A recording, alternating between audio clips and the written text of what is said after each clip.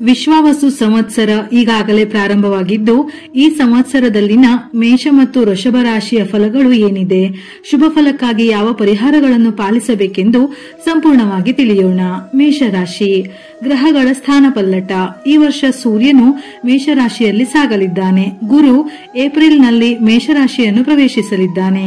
ರಾಹು ಮತ್ತು ಕೇತುವಿನ ಪ್ರಭಾವದಿಂದಾಗಿ ಮೇಷರಾಶಿಯ ಜನರು ಮಿಶ್ರ ಫಲಿತಾಂಶಗಳನ್ನು ಪಡೆಯುತ್ತಾರೆ. ಈ ವರ್ಷ ಮೇಷರಾಶಿಯವರ ಮೇಲೆ ಶನಿ ಪ್ರಭಾವ ಇರಲಿದೆ. ಶನಿಯು ಉತ್ತಮ ಸ್ಥಾನದಲ್ಲಿರುವುದರಿಂದ ಪ್ರಮುಖ ಕೆಲಸಗಳು ಪೂರ್ಣಗೊಳ್ಳುತ್ತವೆ. ಮೇಷರಾಶಿಯ ಜನರು ಹೊಸ ವರ್ಷದಲ್ಲಿ ಮಿಶ್ರ ಆರ್ಥಿಕ ಫಲಿತಾಂಶಗಳನ್ನು ಪಡೆಯಲಿದ್ದಾರೆ. ನಿಮ್ಮ ಆದಾಯವನ್ನು ಹೆಚ್ಚಿಸಲು ನೀವು ಉತ್ತಮ ಅವಕಾಶಗಳನ್ನು ಪಡೆಯುವಿರಿ. ಹಣಕಾಸಿನ ವ್ಯವಹಾರಗಳಲ್ಲಿ ಬಹಳ ಜಾಗರೂಕರಾಗಿರಬೇಕು. ಇಲ್ಲದಿದ್ದರೆ ನೀವು ಹಣ ಕಳೆದುಕೊಳ್ಳಬೇಕಾಗಬಹುದು. ಕೌಟುಂಬಿಕ ಭವಿಷ್ಯ. ಈ ರಾಶಿಯ ಜನರು ಹೊಸ ವರ್ಷದಲ್ಲಿ ಕುಟುಂಬ ಜೀವನದಲ್ಲಿ ಕೆಲವು ಏರಿಳಿತಗಳನ್ನು ಎದುರಿಸಬೇಕಾಗುತ್ತದೆ. ಈ ಅವಧಿಯಲ್ಲಿ ನೀವು ಯೋಚಿಸಿ ಮಾತನಾಡುವುದು ಒಳ್ಳೆಯದು. ಏಕೆಂದರೆ ಪ್ರೀತಿ ಪಾತ್ರರೊಂದಿಗೆ ಕೆಲವು ತಪ್ಪು ತಿಳುವಳಿಕೆಗಳು ಮತ್ತು ಜಗಳಗಳು ಸಂಭವಿಸುವ ಸಾಧ್ಯತೆ ಇದೆ.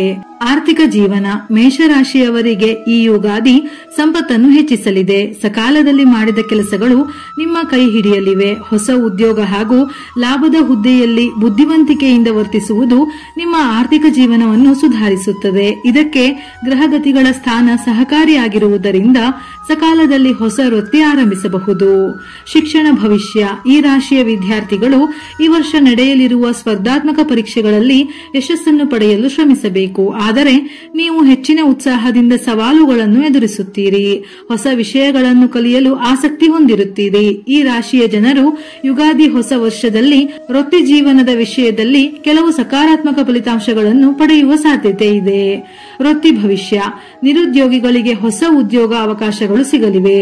ಈಗಾಗಲೇ ಕೆಲಸದಲ್ಲಿರುವವರು ತಾಳ್ಮೆಯಿಂದ ಶ್ರಮಿಸಬೇಕು. ಈ ಸಮಯದಲ್ಲಿ ನಿಮ್ಮ ವೃತ್ತಿ ಜೀವನದ ಬಗ್ಗೆ ಹಠಾತ್ ನಿರ್ಧಾರಗಳನ್ನು ತೆಗೆದುಕೊಳ್ಳುವುದನ್ನು ತಪ್ಪಿಸಿ. ಇದು ನಿಮಗೆ ನಕಾರಾತ್ಮಕ ಫಲಿತಾಂಶಗಳನ್ನು ನೀಡಲಿದೆ. ಆರೋಗ್ಯ ಭವಿಷ್ಯ. ನಿಮ್ಮ ದೈಹಿಕ ಮತ್ತು ಮಾನಸಿಕ ಆರೋಗ್ಯದ ಬಗ್ಗೆ ಕಾಳಜಿ ವಹಿಸುವುದು ಮುಖ್ಯ.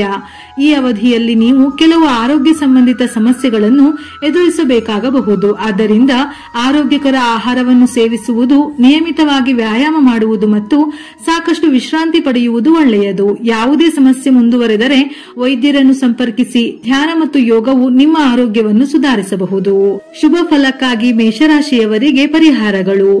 ಆದಾಯವನ್ನು ಸುಧಾರಿಸಲು ನೀವು ವೆಂಕಟೇಶ್ವರ ಸ್ವಾಮಿಯನ್ನು ಪೂಜಿಸುವುದು. ಹತ್ತಿರದಲ್ಲಿ ವೆಂಕಟೇಶ್ವರ ಸ್ವಾಮಿಯ ದೇವಾಲಯವಿಲ್ಲದಿದ್ದರೆ ಇದನ್ನು ನೀವು ನಿಮ್ಮ ಮನೆಯಲ್ಲಿಯೂ ಮಾಡಬಹುದು.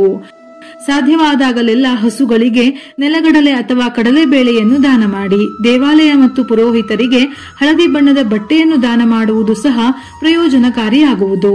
ದೇವಾಲಯಗಳಲ್ಲಿ ದೀಪಗಳನ್ನು ಬೆಳಗಿಸಲು ನೀವು ಎಣ್ಣೆಯನ್ನು ದಾನ ಮಾಡಬಹುದು. ದೀಪಾರಾಧನೆ ದೀರ್ಘಾವಧಿಯಲ್ಲಿ ನಿಮ್ಮ ಗಳಿಕೆಯನ್ನು ಹೆಚ್ಚಿಸುತ್ತದೆ.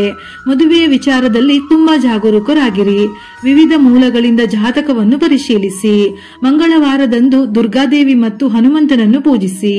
ಧರಿಸಬೇಕಾದ ರುದ್ರಾಕ್ಷ ತ್ರಿಮುಖಿ ರುದ್ರಾಕ್ಷಿಯನ್ನು ಧರಿಸಿ. ಅದೃಷ್ಟ ರತ್ನ ಹವಳ ಮಂಗಳವಾರ ಇದನ್ನು ಧರಿಸಿ. ಸುಬ್ರಹ್ಮಣ್ಯ ಸ್ವಾಮಿಯನ್ನು ಪೂಜಿಸಿ.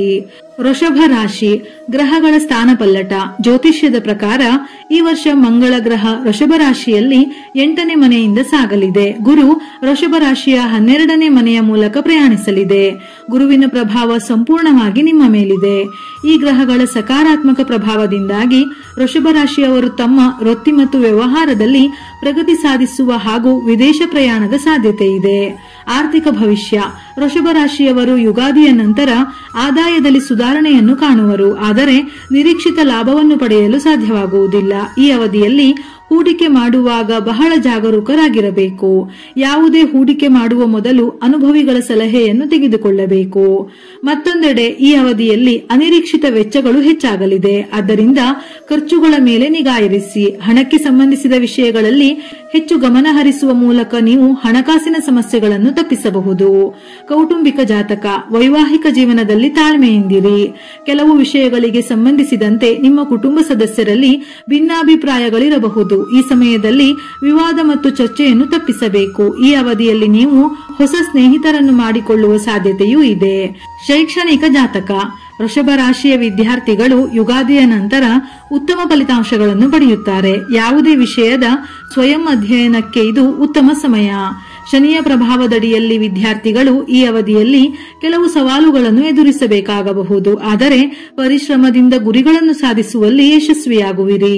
ವೃತ್ತಿ ಭವಿಷ್ಯ. ವೃಷಭ ರಾಶಿಯವರಿಗೆ ಯುಗಾದಿ ಹಬ್ಬದ ನಂತರ ಅವರ ವೃತ್ತಿ ಜೀವನದಲ್ಲಿ ಸಕಾರಾತ್ಮಕ ಬದಲಾವಣೆಗಳು ಉಂಟಾಗಲಿವೆ. ನಿಮಗೆ ತಮ್ಮ ಪ್ರತಿಭೆ ಮತ್ತು ಸಾಮರ್ಥ್ಯವನ್ನು ತೋರಿಸಲು ಅವಕಾಶ ಸಿಗುತ್ತದೆ.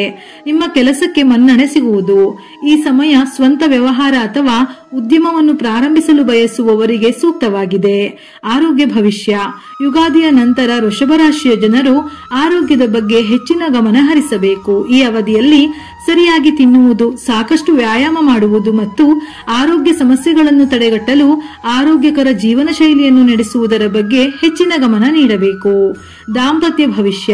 ಯುಗಾದಿಯ ನಂತರ ವೃಷಭ ರಾಶಿಯವರು ದಾಂಪತ್ಯ ಜೀವನದಲ್ಲಿ ಕೆಲವು ಸವಾಲುಗಳನ್ನು ಎದುರಿಸಬೇಕಾಗುತ್ತದೆ. ಅಂತಹ ಸಮಯದಲ್ಲಿ ಸಂಬಂಧಗಳ ಬಗ್ಗೆ ನಿರ್ಧಾರಗಳನ್ನು ಆತುರದಿಂದ ತೆಗೆದುಕೊಳ್ಳಬಾರದು.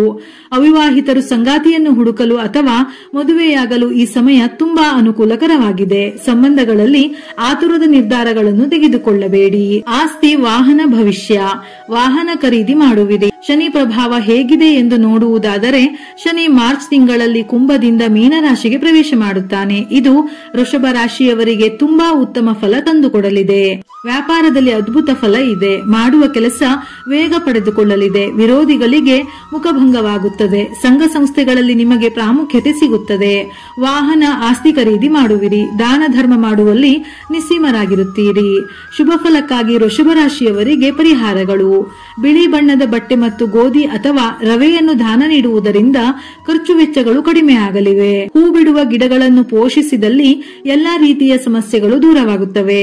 ನೀವು ನಿಮ್ಮ ಆರೋಗ್ಯದ ಮೇಲೆ ಹೆಚ್ಚಿನ ಗಮನ ವಹಿಸುವುದು ಅವಶ್ಯಕ ಮತ್ತು ಮಹಾಮೃತ್ಯುಂಜಯ ಮಂತ್ರವನ್ನು ಪಠಿಸುವುದು ಪ್ರಯೋಜನಕಾರಿಯಾಗಿರುವುದು. ನಿಮಗೆ ಅದನ್ನು ಸರಿಯಾಗಿ ಉಚ್ಚರಿಸಲು ಸಾಧ್ಯವಾಗದಿದ್ದರೆ ನೀವು ಯಂತ್ರವನ್ನು ನಿಮ್ಮ ಮನೆಗೆ ತರಬಹುದು. ನಿಮ್ಮ ಸಾಮರ್ಥ್ಯಕ್ಕೆ ಅನುಗುಣವಾಗಿ ಅದನ್ನು ಪೂಜಿಸಬಹುದು.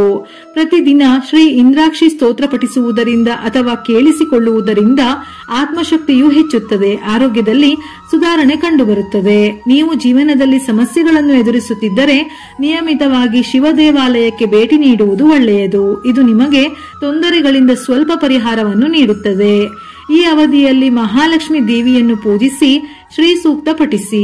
ಈ ಸಮಯದಲ್ಲಿ ದತ್ತಾತ್ರೇಯ ಆರಾಧನೆಯನ್ನು ಮಾಡಬೇಕಾದದ್ದು ಅತ್ಯುತ್ತಮ ಪರಿಹಾರಗಳಲ್ಲಿ ಒಂದಾಗಿದೆ. ಧರಿಸಬೇಕಾದ ರುದ್ರಾಕ್ಷ 9 ಮುಖಿ ರುದ್ರಾಕ್ಷಿಯನ್ನು ಧರಿಸಿ. ಧರಿಸಬೇಕಾದ ರತ್ನ ಶುಕ್ರವಾರ ವಜ್ರವನ್ನು ಧರಿಸಿ ಲಕ್ಷ್ಮೀ ದೇವಿಯನ್ನು ಪೂಜಿಸಿ. ಶನಿವಾರದಂದು ರಾಹುಕಾಲದಲ್ಲಿ ದುರ್ಗಾ ಮಾತೆಯನ್ನು ಪೂಜಿಸಿ. ವಿಡಿಯೋ ಇಷ್ಟ ಆಗಿದ್ದಲ್ಲಿ ಮರೆಯದೆ ಲೈಕ್ ಕೊಟ್ಟು ನಿಮ್ಮವರಿಗೆ ಶೇರ್ ಮಾಡಿ. ಉಪಯುಕ್ತ ಮಾಹಿತಿಯೊಂದಿಗೆ ಮತ್ತೆ ಭೇಟಿಯಾಗೋಣ.